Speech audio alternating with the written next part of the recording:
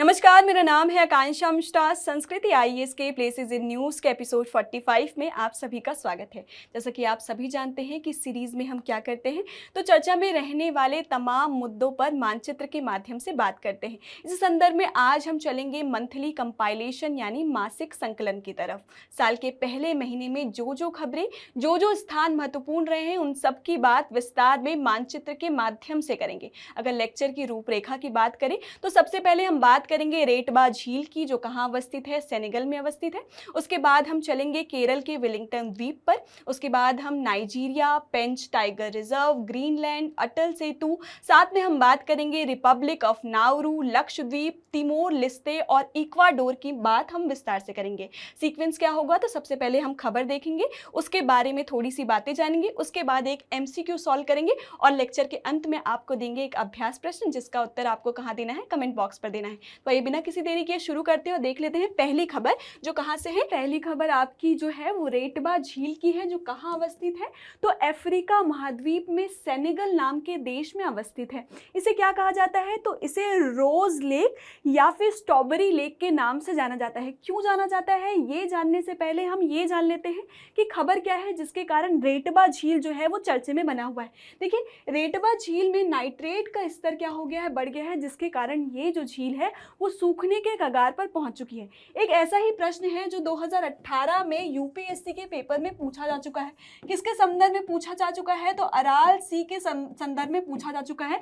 ऐसा ही प्रश्न पूछा जा चुका है। अब संभावना बनती है कि 2024 के पेपर में आपको रेटबा झील देखने को मिल सकता है, इसलिए ये जो है वो बहुत ज़्यादा इंपॉर्टेंट हो जाता है। देखिए, इस लेक्चर में हम क्या करेंगे, जितने भी आपको प्रश्न, छोटे छोटे प्रश्न पूछे जाएंगे, वो आपको क्वेश्चन नंबर में बता दूंगी। जैसे अराल जो सी है, अराल जो सागर है, वो कहाँ अवस्थित है, ये आपको कहाँ बताना है, कमेंट बॉक्स में बताना है। ये प्रश्न नंबर 1 है।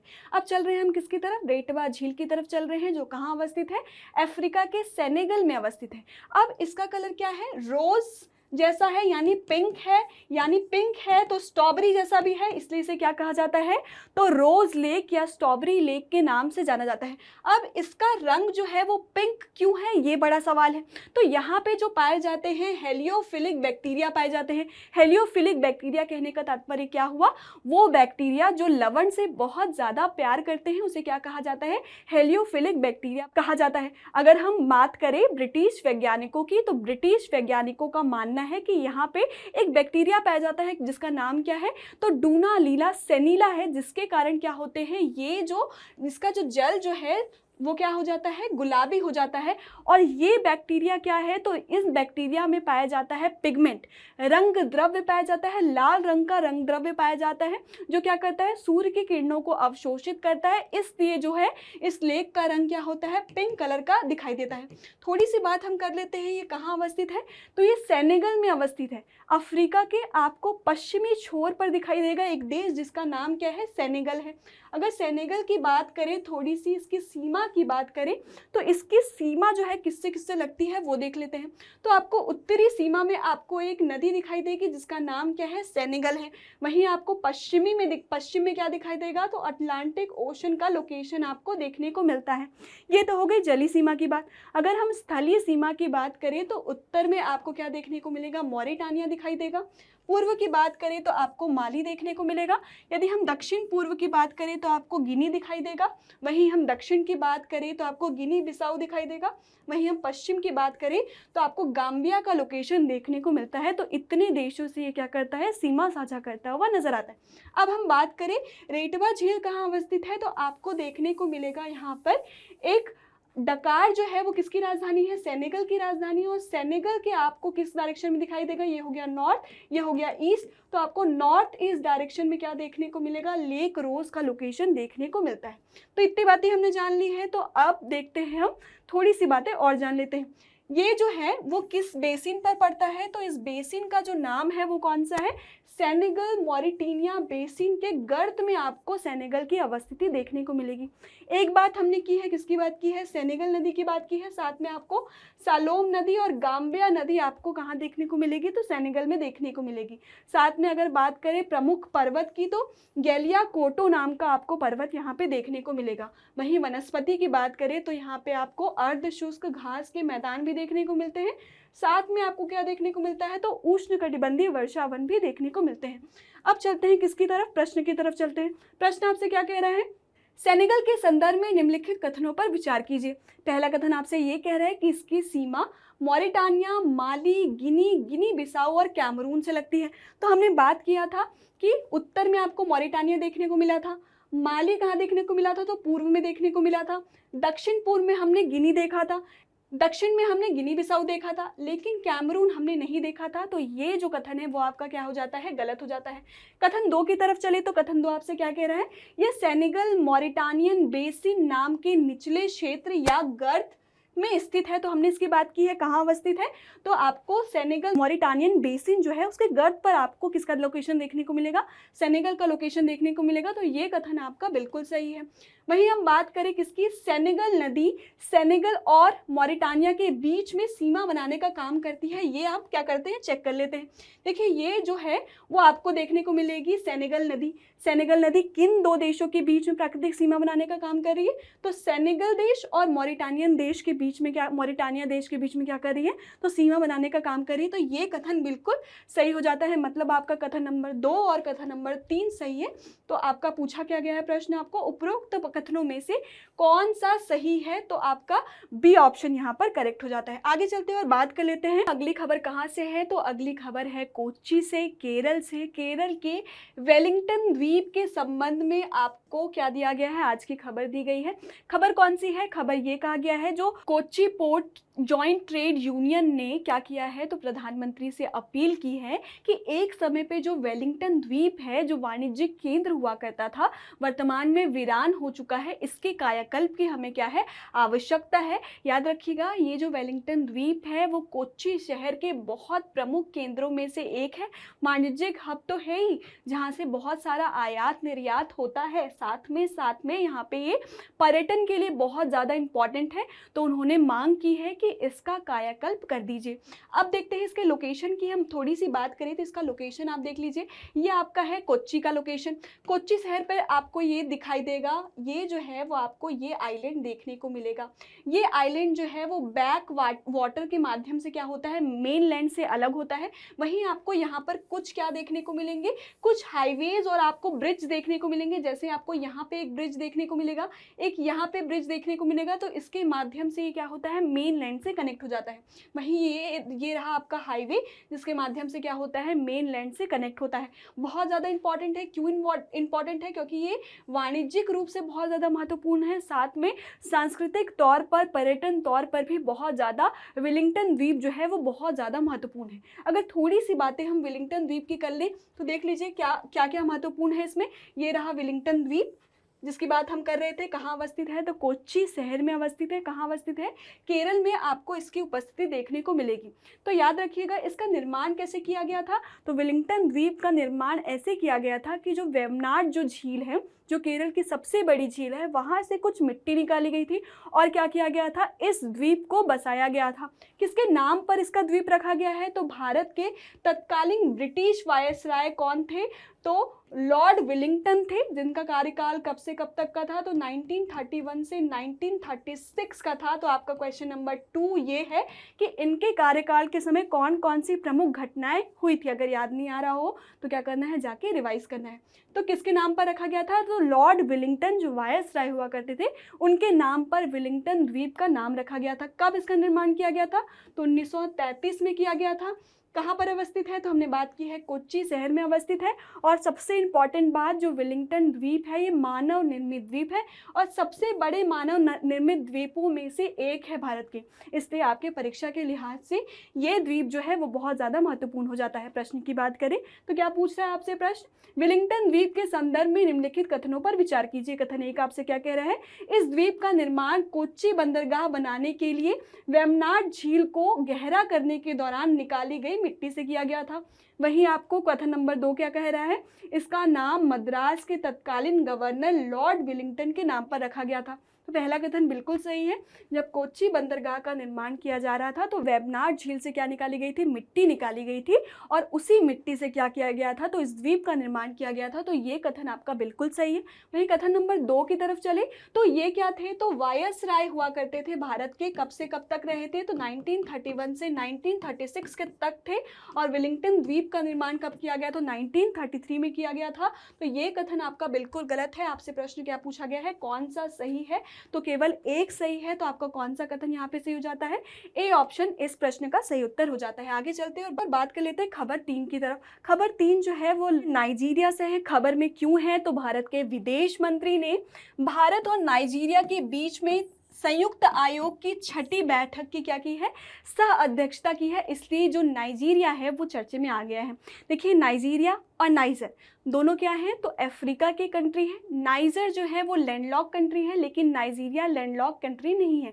लैंडलॉक कहने का तात्पर्य क्या है कि वह देश जो चारों तरफ से भूमि से घिरा हो, वहाँ से आप किस पे नहीं जा सकते, समुद्र पर नहीं जा सकते, उसे क्या कहा जाता है, तो लैंडलॉक कंट्री कहा जाता है। देखिए नाइजर जो है वो लैंडलॉक कंट्री है, लेकिन नाइजीरिया जो है वो लैंडलॉक कंट्री नहीं है। ये बात आप ध्यान रखिएगा। थोड़ी सी बात हम नाइजीरिया की कर लें तो नाइजीरिया की राजधानी क्या है, अबूजा है। कहाँ पड़ती है, तो यहाँ पे आपको कहीं इसका लोकेशन देखने को मिलेगा। किसकी बात कर रहे हैं हम, अबूजा की बात कर रहे हैं। वहीं हम सीमाओं की बात करें तो आपको उत्तर में किसका लोकेशन देखने को मिलेगा, तो नाइजर का लोकेशन देखने को मिलेगा। नाइजर लैंडलॉक कंट्री है, लेकिन नाइजीरिया लैंडलॉक कंट्री नहीं है। क्यों नहीं है, क्योंकि दक्षिण में अगर आप देखेंगे तो आपको अटलांटिक ओशन देखने को मिलेगा, साथ में आपको बाइट ऑफ बेनिन देखने को मिलेगा, साथ में आपको यहाँ पे गिनी की खाड़ी भी देखने को मिलती है। वहीं हम बात करें पश्चिम में आपको ये बेनिन से सीमा साझा करती हुई नजर आएगी। वहीं पूर्व की बात करें तो यहाँ पे आपको चाड से सीमा साझा करती नजर आएगी। वहीं आपको यहाँ पे कैमरून का लोकेशन भी देखने को मिलता है। कौन कौन सी प्रमुख नदियां हैं वो देख लेते हैं। तो आपको यहाँ पे नाइजर नदी देखने को मिलेगी, इसकी बात हम विस्तार से कर लेंगे। साथ में आपको कडूना नदी देखने को मिलेगी, साथ में आपको बेनू नदी भी आपको यहाँ पर देखने को मिलती है। प्रश्न की तरफ चलते हैं। प्रश्न आपसे क्या कह रहा है, निम्नलिखित कथनों पर विचार कीजिए। नाइजर नदी नाइजीरिया और कैमरून के बीच में सीमा बनाने का काम करती है, ये आपसे कथन 1 कह रहा है।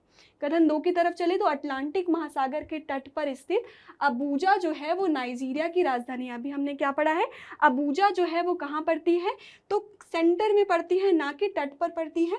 यहाँ पे आपको कहीं लोकेशन इसका देखने को मिलेगा, ना कि आपको यहाँ पे देखने को मिलेगा। तो जो आपका सेकंड ऑप्शन है वो पूरी तरीके से गलत हो जाता है। अब चेक कर लेते हैं पहला ऑप्शन, नाइजर नदी की बात कर लेते हैं। देखिए नाइजर नदी कहाँ से निकलती है, तो गिनी यहाँ पे आपको हाईलैंड देखने को मिलेगा, वहाँ से ये निकलती है। वहीं ये किसकी राजधानी, माली की राजधानी जो है बमाको, इसी नदी के तट पर है। आगे चलते हुए आपको टोम्बकटू जो एक क्या है, सांस्कृतिक विरासत स्थल है, वो भी आपको इसके तट पर दिखाई देगा। आगे चलते हुए ये किस में प्रवेश करती है, तो नाइजर में प्रवेश करती है, जिसकी राजधानी नियामे भी क्या मिलेगी आपको, इसी नदी के तट पर मिलती है। आगे चलेंगे तो ये क्या करती है, तो ध्यान दीजिएगा, बेनिन और नाइजर के बीच में क्या करती है, प्राकृतिक सीमा का निर्माण करती है। और आगे चल के ये कहाँ गिर जाती है, तो इसका ड्रेन कहाँ हो जाता है, अटलांटिक ओशन में जाकर गिर जाती है। तो कथन 1 में कह रहा था नाइजीरिया और कैमरून के बीच में बनाती है, क्या सीमा नहीं बनाती है। किसके किसके बीच में सीमा बनाने का काम करती है, तो नाइजर और बेनिन के बीच में क्या करती है, सीमा बनाने का काम करती है। तो जो ऑप्शन 1 है वो भी गलत है। तो आपके दोनों ऑप्शन गलत है। क्या पूछा गया है, कौन सा सही है, तो दोनों सही नहीं है। तो ऑप्शन डी जो है इस क्वेश्चन का सही उत्तर हो जाता है। आगे चलते हैं और बात करते हैं खबर 4 की। खबर 4 कहाँ से है देख लेते हैं। पेंच टाइगर रिजर्व की है, चर्चा में क्यों बना है सबसे पहले उसकी बात कर लेते हैं। देखिए महाराष्ट्र का जो पेंच टाइगर रिजर्व है वो भारत का पहला अंतर्राष्ट्रीय डार्क स्काई पार्क बन गया है। अंतर्राष्ट्रीय डार्क स्काई पार्क कहने का मतलब क्या है, डार्क स्काई पार्क कहने का मतलब क्या है कि यहाँ पर स्वच्छ आकाश पूर्णतः दिखाई देता है। इसके लिए बहुत सारे प्रयास किए गए हैं। कैसे प्रयास किए गए हैं, तो प्रकाश प्रदूषण को रोकने के लिए और खगोल विज्ञान के अध्ययन को बढ़ावा देने के कारण इसे क्या कहा जाता है, किस किसका दर्जा दिया जाता है, तो डार्क स्काई पार्क का दर्जा दिया जाता है। अब महाराष्ट्र का कहा गया है, देखिए जो पेंच टाइगर रिजर्व है इसका विस्तार आपको महाराष्ट्र में भी देखने को मिलेगा और मध्य प्रदेश में भी देखने को मिलेगा। आपका क्वेश्चन नंबर 3 ये है कि आपको ये बताना है कि मध्य प्रदेश के किन जिलों में आपको क्या दिखाई देगा, पेंच टाइगर रिजर्व देखने को मिलेगा। मैं क्या कह रही हूँ, कुछ हिस्सा जो है मध्य प्रदेश में है और कुछ हिस्सा जो है महाराष्ट्र में है। जो मध्य प्रदेश में है उसे मध्य प्रदेश का पेंच टाइगर रिजर्व कहते हैं, जो हिस्सा महाराष्ट्र में है उसे महाराष्ट्र का पेंच टाइगर रिजर्व कहते हैं। पेंच नाम क्यों पड़ा है, क्योंकि यहाँ से गुजरती है एक पेंच नदी जो क्या करती है, पेंच टाइगर रिजर्व को 2 हिस्सों में बांटने का काम करती है। बीच में से अगर पेंच नदी जो निकली है तो क्या करती है, जो उत्तर से दक्षिण की तरफ फ्लो कर रही है, तो एक हिस्सा जो होगा वो क्या होगा, पूर्वी हिस्सा होगा और एक हिस्सा जो होगा पश्चिमी हिस्सा होगा। ऐसा माना जाता है कि पेंच टाइगर रिजर्व को 2 बराबर हिस्सों में बांटने का काम करती है, उसी के नाम पर इसका नाम क्या पड़ा है, तो पेंच टाइगर रिजर्व पड़ा है। अगर बात करें, इतनी बात तो हमने कर ली है, कुछ बात ध्यान रखना है। अगर वनस्पति के तौर पर बात करें तो ये सागौन के लिए बहुत ज़्यादा फेमस है, तो ये बिल्कुल नहीं भूलना है। जीव जंतु की बात करें तो बाघ तो मिलता है क्योंकि टाइगर रिजर्व है, तो ये बताने वाली बात ही नहीं। साथ में आपको तेंदुआ, सियार, भेड़िया, हिरण और लकड़भग्गा भी आपको इस क्षेत्र में देखने को मिलेगा। देखिए यहाँ पे आपको पेंच नदी का फ्लो आपको देखने को मिलता है उत्तर से दक्षिण की तरफ, जो पेंच टाइगर रिजर्व को 2 बराबर हिस्सों में बांटने का काम करती है। आगे चलते हैं और देख लेते हैं प्रश्न क्या कह रहा है। पेंच टाइगर रिजर्व के संदर्भ में निम्नलिखित कथनों पर विचार कीजिए। ये भारत का पहला अंतर्राष्ट्रीय डार्क स्काई पार्क है। हमने बात की है डार्क स्काई पार्क क्यों कहा जाता है, क्योंकि यहाँ पे प्रकाश प्रदूषण को रोकने के लिए और खगोल विज्ञान के अध्ययन के लिए बहुत प्रयास किए गए हैं, जिसके कारण हमें स्वच्छ आकाश देखने को मिलता है। और ये क्या है, भारत का पहला अंतर्राष्ट्रीय डार्क स्काई पार्क है। तो ये आपका कथन नंबर 1 जो है वो बिल्कुल सही हो जाता है। वहीं दूसरे कथन की तरफ चले, इसका नाम पेंच नदी के नाम पर रखा गया है, तो बिल्कुल सही है, जिसका प्रवाह उत्तर से दक्षिण की तरफ होता है। तो आपके दोनों कथन सही है। प्रश्न में पूछा गया था कौन सा सही है, तो 1 और 2 दोनों सही हो जाता है, यानी आपका सी ऑप्शन जो है वो बिल्कुल करेक्ट हो जाता है। 5वीं खबर जो है वो ग्रीनलैंड से है। क्यों ग्रीनलैंड चर्चा में आ चुका है, क्योंकि देखिए ग्लोबल वार्मिंग का प्रभाव जितना ज़्यादा बढ़ता चला जा रहा है वैसे ही बर्फ़ पिघलने लगी है। अगर ध्रुवों की बात करें, उत्तरी ध्रुव और दक्षिणी ध्रुव की बात करें, तो ग्लोबल वार्मिंग के इफेक्ट के कारण क्या हो रही है, तो लगातार बर्फ़ पिघल रही है। और इस संदर्भ में एक शोध किया गया, कहाँ किया गया है, तो यूएस में किया गया है। और आंकड़े लिए गए हैं 1985 से लेकर 2022 के क्या लिए गए हैं, तो अंतरिक्ष के क्या लिए गए हैं, तस्वीरें लिए गए हैं, जिसके आधार पर ये बताया जा रहा है कि पहले की तुलना में लगभग 20% क्या हो गई है, बर्फ में कमी आ गई है। जो बर्फ है वो किस में समाते चले जा रहे हैं, तो समुद्र में समाते चले जा रहे हैं, इसलिए आपका ग्रीनलैंड क्या हो गया है, तो चर्चे में आ गया है। देखिए ग्रीनलैंड की राजधानी क्या है, नऊक है। नऊक कहाँ अवस्थित है, तो आपके दक्षिणी पश्चिमी क्षेत्र में आपको अवस्थिति इसकी देखने को मिलेगी। देखिए जो ग्रीनलैंड है उसका 2/3 लगभग हिस्सा किस में पड़ता है, तो आर्कटिक सर्कल में पड़ता है। इसका कहने का तात्पर्य ये है कि ये पूर्णतः क्या है, बर्फ से ढका हुआ है। तो आपके दक्षिणी पश्चिमी जो क्षेत्र है वहां पर घनी आबादी कहाँ निवास करती है, आपको दक्षिणी पश्चिमी क्षेत्र में ही देखने को मिलती है। थोड़ी सी बातें हम और कर लेते हैं। यहाँ पे किसका अधिकार है, तो ये पड़ता है, आपको लोकेशन आपको देखने को मिलेगा उत्तरी अमेरिका के पास देखने को मिलेगा, लेकिन इस पर प्रशासनिक कंट्रोल किसका है, तो डेनमार्क का है। कुछ थोड़ी सी बातें अगर हम स्टेट्स की बात करें और यहाँ पे कौन कौन से स्टेट और जल निकायों की अगर हम बात करें तो देख लेते हैं कि यहाँ पे आपको कौन कौन से जल निकाय और स्टेट्स देखने को मिलेंगे। तो देखिए ये जो है वो ग्रीनलैंड का लोकेशन है। अगर हम बात करेंगे तो ये जो लोकेशन है वो किसका है, तो ग्रीनलैंड का है।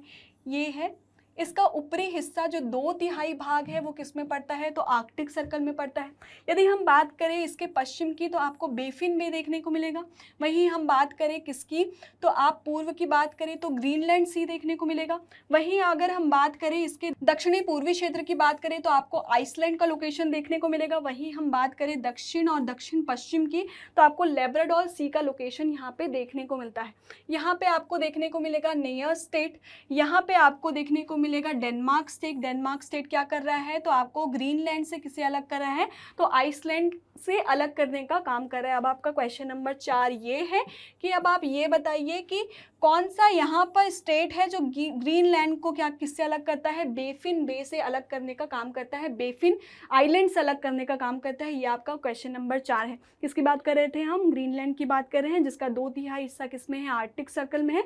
कौन कौन सी समुद्री बाउंड्री आपको देखने को मिल रही है, तो आपको ऊपर में तो आर्कटिक ओशन का लोकेशन देखने को मिल रहा है, पूर्व की बात करें तो आपको ग्रीनलैंड सी का लोकेशन देखने को मिल रहा है, दक्षिण पूर्व की बात करें तो आपको आइसलैंड देखने को मिल रहा है। लेकिन आपको अगर हम समुद्री सीमा की बात करें तो दक्षिण में आपको लैब्राडोर सी देखने को मिल रहा है, या दक्षिण पश्चिम में भी आपको लैब्राडोर सी का लोकेशन देखने को मिलेगा। वहीं आपको अगर हम पश्चिम की बात करें तो आपको बेफिन बे का लोकेशन देखने को मिलता है। तो इतनी बातें हमने किसके संदर्भ में की है, तो हम आइसलैंड के ग्रीनलैंड के संदर्भ में हमने इतनी बातें की है। आगे चलते हैं और देख लेते हैं, कुछ थोड़ी सी बातें और देख लेते हैं। देखिए ये विश्व का सबसे बड़ा द्वीप है, साथ में यहाँ पे कौन सा बायोम पाया जाता है, तो टुंड्रा बायोम आपको यहाँ पे ग्रीनलैंड में देखने को मिलता है। और सबसे ज़्यादा अगर हम बात करें भौतिक विशेषता की बात करें तो ये विशाल हिम की चादरों से ढका हुआ आपको देखने को मिलता है। आगे चलते हैं और बात कर लेते हैं प्रश्न की। प्रश्न आपसे क्या कह रहा है, तो ग्रीनलैंड के संदर्भ में निम्नलिखित कथनों पर विचार कीजिए। कथन 1 कह रहा है कि यह विश्व का सबसे बड़ा द्वीप है। दूसरा कथन आपसे ये कह रहा है ये डेनमार्क का हिस्सा है। तीसरा कथन आपसे ये कह रहा है इसकी सीमा कनाडा और नॉर्वे से लगती है। तो देखिए पहले कथन में लिखा गया है सबसे बड़ा द्वीप है, तो ये तो बिल्कुल सही है कि जो आपका ग्रीनलैंड है वो सबसे बड़ा द्वीप है। वहीं दूसरी बात करें तो प्रशासनिक अधिकार की बात की थी हमने कि किसका हिस्सा है, तो प्रशासनिक तौर पर ये किसका हिस्सा है, डेनमार्क का हिस्सा है, तो ये भी सही है। वहीं तीसरे कथन की बात करें इसकी सीमा कनाडा और नॉर्वे से लगती है, इसकी स्थलीय सीमा किसी से नहीं लगती है, इसकी जलीय सीमा आपको लगती हुई दिखाई देगी, तो ये कथन आपका गलत हो जाता है। तो कौन से कथन सही है, 1 और 2 सही है, तो आपका सी ऑप्शन जो है इस प्रश्न का सही उत्तर हो जाता है। आगे चलते हैं और बात कर लेते हैं अगले खबर की तरफ। अगली खबर जो है वो अटल सेतु की है। जैसा कि आपको पता होगा हाल ही में इसका उद्घाटन प्रधानमंत्री नरेंद्र मोदी द्वारा किया गया है। कुछ बातें हम जान लेते हैं। क्या बातें जाननी है आपको, इसके ब्रिज की जो लंबाई है वो कितनी देखने को मिलेगी, 21.8 किलोमीटर देखने को मिलेगी। आपको समुद्र पर भी इसकी लंबाई देखने को मिलेगी और भूमि पर भी इसकी लंबाई देखने को मिलेगी। समुद्री अगर ब्रिज की बात करें तो इसकी लंबाई कितनी है, तो 16.5 है, और ये भारत की सबसे लंबी ब्रिज है, ये बात आप ध्यान रखिएगा। वहीं अगर लैंड की बात करें तो 5.5 किलोमीटर की लंबाई आपको ज़मीन पे देखने को मिलेगी। कुछ बातें और जान लेते हैं ये क्या कर रही है, तो याद रखिएगा मुंबई और नवी मुंबई के बीच में जो आवागमन है उसे आसान करने के लिए क्या किया गया है, इसका निर्माण किया गया है। जो पहले आपको 2 घंटे लग रहे थे, आप केवल क्या लगेंगे, तो 20 मिनट लगेंगे। कहाँ से कहाँ तक, मुंबई से नवी मुंबई तक के जो रास्ते हैं उसे आसान करना है। सबसे अच्छी बात यह है कि जहाँ यहाँ पे जो लाइटिंग लगाई गई है वो टोटली ब्रिज पे फोकस किया गया है, उससे जो जलीय जीवन है, जो बाहर जलीय जीवन रह रहे हैं, उस पर कोई प्रभाव नहीं पड़ेगा। और इसकी कैपेसिटी कितनी है, तो यहाँ पे 70,000 जो वाहन है वो हर दिन प्रतिदिन क्या कर सकते हैं, गुजर सकते हैं। ये इसकी खास बात है। तो आगे चलते हैं और देख लेते हैं इसका प्रश्न क्या है। अटल सेतु के संदर्भ में पूछा गया है, जिसे और क्या कहा जाता है, नहावा सेवा सीलिंग के नाम से जाना जाता है। तो प्रश्न आपसे क्या कह रहा है, यह भारत का दूसरा सबसे लंबा समुद्री पुल है। नहीं, ये पहला क्या है, ये पहला सबसे लंबा क्या है, समुद्री पुल है। तो पहला कथन आपका बिल्कुल गलत हो जाता है। दूसरा कथन क्या कह रहा है, इससे मुंबई नवी मुंबई के बीच की यात्रा क्या हो जाएगी, आसान हो जाएगी। तो ये कथन बिल्कुल सही है। आपसे प्रश्न में क्या पूछा गया है, कौन से कथन सही है, तो आपके कथन 1 जो है वो गलत है, लेकिन कथन 2 सही है। तो ऑप्शन नंबर क्या हो जाता है, बी आपका इस प्रश्न का सही उत्तर हो जाता है। आगे चलते हैं अगली खबर की बात कर लेते हैं। अगली खबर जो है वो रिपब्लिक ऑफ नाउरू की है। रिपब्लिक ऑफ नाउरू क्यों चर्चा में है, तो इसने एक चीन सिद्धांत यानी वन चाइना पॉलिसी का समर्थन कर दिया है। अब वन चाइना पॉलिसी क्या होती है, वन चाइना पॉलिसी के अंतर्गत क्या होता है, जो ताइवान जो है वो क्या है, चाइना का अभिन्न हिस्सा है, ऐसा माना जाता है। अगर ये सिद्धांत कोई देश फॉलो करता है, वन चाइना पॉलिसी को फॉलो करता है, इसका मतलब ये मानता है कि ताइवान किसका हिस्सा है, चाइना का हिस्सा है। तो जो रिपब्लिक ऑफ नाउरू जो है वो इस बात को स्वीकारता है कि जो ताइवान है वो किसका हिस्सा है, चाइना का हिस्सा है। देख लेते हैं कुछ बातें, हम किसके बारे में जान लेते हैं, नाउरू के बारे में जान लेते हैं। इसका लोकेशन आपको कहाँ देखने को मिलेगा, तो सीधे चलते हैं हम मैप की तरफ। अगर हम इसकी अवस्थिति देखें तो आपको इसकी अवस्थिति कहाँ देखने को मिलेगी, तो ये रहा आपका तो आपको यहाँ कहीं पे उसका लोकेशन देखने को मिलता है। कहने का तात्पर्य ये है कि ये प्रशांत महासागर के किस हिस्से में देखने को मिलेगा, तो ये आपका हो जाता है नॉर्थ डायरेक्शन, ये हो जाता है साउथ डायरेक्शन, ये हो जाता है ईस्ट डायरेक्शन और हो जाता है ये वेस्ट डायरेक्शन। तो आपको जो रिपब्लिक ऑफ नाउरू का लोकेशन कहाँ देखने को मिलेगा, तो आपको पैसिफिक ओशन में दिखाई देगा। किस डायरेक्शन में देखने को मिलेगा, तो आपको साउथ वेस्ट डायरेक्शन में आपको रिपब्लिक ऑफ नाउरू का लोकेशन दिखाई देगा। कुछ इंपॉर्टेंट बातें किसके बारे में जान लेते हैं हम, रिपब्लिक ऑफ नाउरू के बारे में जान लेते हैं। देखिए एक तो ये बात जान लीजिए, अगर हम ऑस्ट्रेलिया के संदर्भ में देखें तो ये हो गया ईस्ट डायरेक्शन, ये हो गया नॉर्थ डायरेक्शन। तो आपको ऑस्ट्रेलिया के संदर्भ में आपको इसकी लोकेशन कहाँ दिखाई देगी, तो नॉर्थ ईस्ट डायरेक्शन में दिखाई देगी। मैंने क्या कहा, पैसिफिक ओशन के लिहाज से बात करें तो ये किसकी डायरेक्शन में पड़ता है, तो साउथ वेस्ट डायरेक्शन में पड़ता है। वहीं हम बात करें किसकी, ऑस्ट्रेलिया के संदर्भ में बात करें तो इसका डायरेक्शन आपको कहाँ देखने को मिलेगा, तो नॉर्थ ईस्ट डायरेक्शन में आपको इसका लोकेशन देखने को मिलता है। तो इतनी बातें कर ली है। सबसे इंपॉर्टेंट बात यह है कि ये माइक्रोनेशिया का पार्ट है। आपने सुना होगा ओशनिया को बहुत सारे भागों में डिवाइड किया गया है, जिसमें से एक पार्ट माइक्रोनेशिया है। तो जो रिपब्लिक ऑफ नाउरू जो देश है वो किसका हिस्सा है, तो माइक्रोनेशिया का हिस्सा है। वहीं आपको इसकी अवस्थिति कहाँ देखने को मिलेगी, तो भूमध्य रेखा इक्वेटर के कहाँ देखने को मिलेगी, दक्षिण में देखने को मिलेगी। इसके पड़ोसी द्वीप की बात करें तो आपको सोलोमन दिखाई देगा, बनावा दिखाई देगा और किराबाती जो है वो आपको देखने को मिलेगा। वहीं इसकी राजधानी की बात करें तो इसकी राजधानी क्या है, यारेन है। कहाँ पड़ता है, तो आप याद रखिएगा पैसिफिक ओशन के साउथ वेस्ट डायरेक्शन में। अगर हम बात करें ऑस्ट्रेलिया के लिहाज से तो आपको नॉर्थ ईस्ट डायरेक्शन में देखने को मिलेगा। इसकी राजधानी क्या है, तो यारेन है। इतनी बातें आपको ध्यान रखनी है। थोड़ी बातें और जान लेते हैं। सबसे पहले बात ये इंपॉर्टेंट है कि ये क्या है, एक टाइप का प्रवाल द्वीप है जो किससे बना है, तो टॉक फॉस्फेट से बना है। साथ में आपको समुद्री पक्षियों, चमगादड़ आदि के मल संग्रह से क्या हुआ है, तो ये पठार जैसी संरचना का निर्माण हुआ है। अब बात करें कि इसकी सबसे ऊंची चोटी कौन सी है, तो कमान रीजा जो है वो इसकी क्या है, रिपब्लिक ऑफ नाउरू की सबसे ऊंची चोटी है। तो इतनी बातें आपको ध्यान रखनी है। प्रश्न की तरफ चलते हैं। प्रश्न आपसे क्या कह रहा है, रिपब्लिक ऑफ नाउरू के संदर्भ में निम्नलिखित कथनों पर विचार कीजिए। पहला कथन आपसे ये कह रहा है इसका निर्माण ज्वालामुखी प्रक्रिया के माध्यम से हुआ है। तो अभी हमने पढ़ा है कि ये क्या है, प्रवाल द्वीप है, तो प्रवालों के माध्यम से हुआ है। तो ये कथन आपका हो जाता है गलत। अगला कथन ये कह रहा है, दूसरा कथन कह रहा है ये माइक्रोनेशिया का पार्ट है। तो अभी हमने क्या बात की है कि ओशनिया के किसका पार्ट है, ये माइक्रोनेशिया का ही पार्ट है। तो ये कथन बिल्कुल सही हो जाता है। इससे होकर भूमध्य रेखा गुजरती है, नहीं गुजरती है। क्यों नहीं गुजरती है, क्योंकि भूमध्य रेखा के ये दक्षिणी क्षेत्र में आपको देखने को मिलेगा। तो आपका कथन 1 और 3 गलत है। कौन सा सही है, केवल 2 सही है। पूछा भी गया था कौन सा सही है, तो ऑप्शन नंबर बी क्या होता है, इस प्रश्न का सही उत्तर हो जाता है। आगे चलते हैं और बात कर लेते हैं इस महीने सबसे ज्यादा चर्चा में रहा लक्षद्वीप। क्यों चर्चा में रहा, क्योंकि प्रधानमंत्री नरेंद्र मोदी जी ने यहाँ की यात्रा की, मालदीव के साथ विवाद भी हुआ। यात्रा करके ये कहा कि इसके टूरिज्म को हमें प्रमोट करने की आवश्यकता है, हमारे देश का है और यहाँ पे टूरिस्ट आ सकते हैं और टूरिज्म को यहाँ का क्या करना है, हमें प्रमोट करना है। थोड़ी सी बातें हम लक्षद्वीप के कर लेते हैं।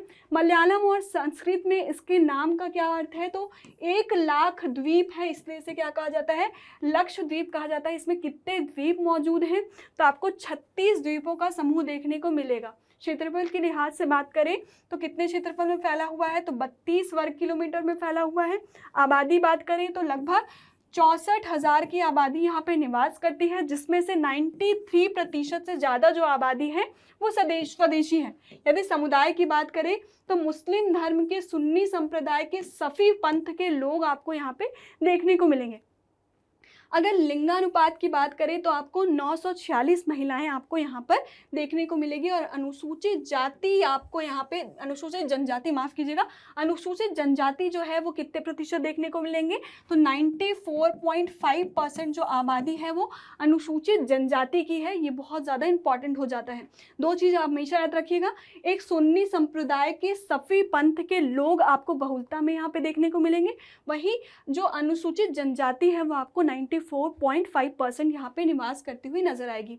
वहीं चलते हैं, थोड़ी सी बातें द्वीप समूह की कर लेते हैं। तो आपको 3 द्वीप समूह यहाँ बेसिकली मुख्य तौर पर दिखाई देगा। उत्तर की बात करें तो अमीन दीवी द्वीप समूह दिखाई देगा। मध्य की बात करें तो आपको क्या दिखाई देगा, तो लक्का द्वीप दिखाई देगा। वहीं आपको अगर दक्षिण की बात करें तो मिनिकॉय आइलैंड आपको यहाँ पे देखने को मिलते हैं। तो ये 3 आप नाम क्या रखिएगा, ध्यान रखिएगा, उत्तर, मध्य और दक्षिण। वहीं हम थोड़ी सी बातें किसके कर लेते हैं, 8 डिग्री चैनल, 9 डिग्री चैनल की कर लेते हैं, क्योंकि इस लिहाज से 10 डिग्री के संदर्भ में प्रश्न पूछा जा चुका है। अब संभावना है 8 डिग्री और 9 डिग्री के संबंध में भी पूछा जा सकता है। ये रहा आपका 8 डिग्री चैनल। 8 डिग्री चैनल क्या करता है, तो याद रखिएगा मालदीव्स को किससे अलग करता है, तो लक्षद्वीप से अलग करने का काम करता है। मैं क्या कह रही हूँ, 8 डिग्री का जो चैनल है वो क्या करता है, मालदीव को लक्षद्वीप से अलग करने का काम करता है। वहीं हम 9 डिग्री चैनल की बात करें तो लक्षद्वीप के बाकी हिस्से को मिनिकॉय से अलग करने का काम करता है। अभी हमने पढ़ा कि मिनिकॉय क्या है, दक्षिणी हिस्सा है, तो बाकी लक्षद्वीप को किससे अलग करता है, मिनिकॉय से अलग करने का काम 9 डिग्री चैनल करता है। यानी 8 डिग्री का जो चैनल है वो लक्षद्वीप को मालदीव से अलग करता है, जबकि 9 डिग्री का जो चैनल है वो लक्षद्वीप को ही मिनिकॉय द्वीप से अलग करने का काम करता है। आगे चलते हैं, प्रश्न देख लेते हैं। प्रश्न क्या कह रहा है, लक्षद्वीप के संदर्भ में निम्नलिखित कथनों पर विचार कीजिए। क्षेत्रफल के आधार पर भारत का सबसे छोटा केंद्र शासित प्रदेश है। जैसा कि आपको पता है कि लक्षद्वीप क्या है, एक केंद्र शासित प्रदेश है और क्षेत्रफल के लिहाज से वाकई ये क्या है, सबसे छोटा केंद्र शासित प्रदेश है, तो ये आपका बिल्कुल सही हो जाता है।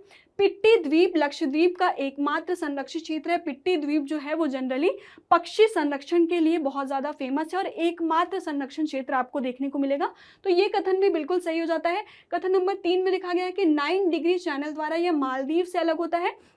हमने 9 डिग्री चैनल के विषय में क्या पढ़ा है कि मिनिकॉय को लक्षद्वीप के बाकी हिस्से से अलग करने का काम 9 डिग्री चैनल करता है, लेकिन 8 डिग्री चैनल क्या करता है, तो लक्षद्वीप को मालदीव से अलग करने का काम करता है। तो आपको ऑप्शन नंबर 3 जो है वो गलत हो जाता है।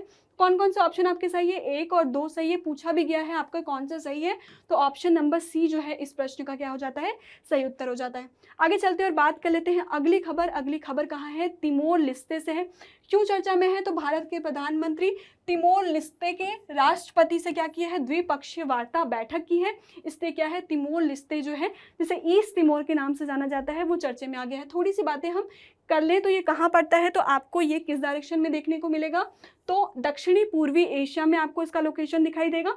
और आपको कहाँ देखने को मिलेगा, तो आपको वापस ये किस में देखने को मिलेगा, पश्चिमी प्रशांत महासागर के क्षेत्र में आपको इसका लोकेशन देखने को मिलेगा। थोड़ी सी बातें कर लें तो राजधानी इसकी क्या है, दिल्ली है, जो आपको कहाँ देखने को मिलेगा, उत्तर में देखने को मिलेगा।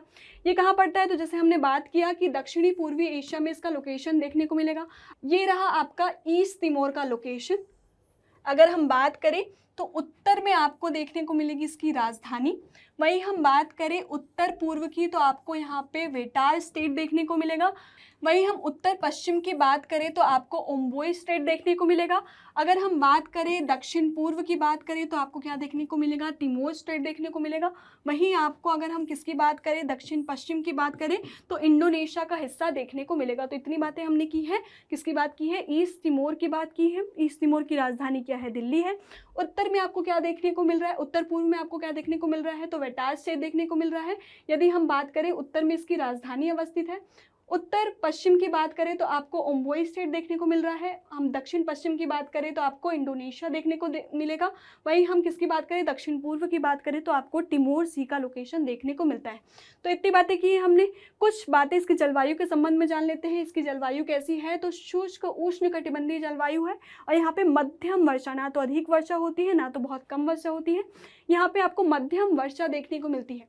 इसका उच्चतम बिंदु क्या है वो देख लीजिए, तो आपको माउंट टाटा मेलो जो है वो क्या है, इसका उच्चतम बिंदु देखने को मिलता है। किसकी बात कर रहे थे हम, तिमोर लिस्ते या ईस्ट तिमोर की बात कर रहे हैं।